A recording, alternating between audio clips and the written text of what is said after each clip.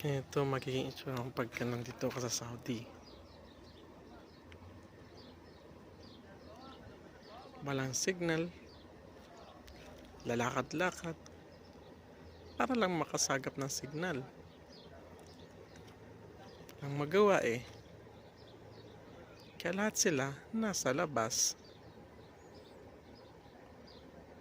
Dahil mahina signal sa kampo, yan ang gagawin mo. Lakad-lakad ka sa labas, makasagap ka lang ng signal. O, diba? Ganito tayo mga Pinoy. Hindi lang mga Pinoy, pati na rin ang ibang lahi.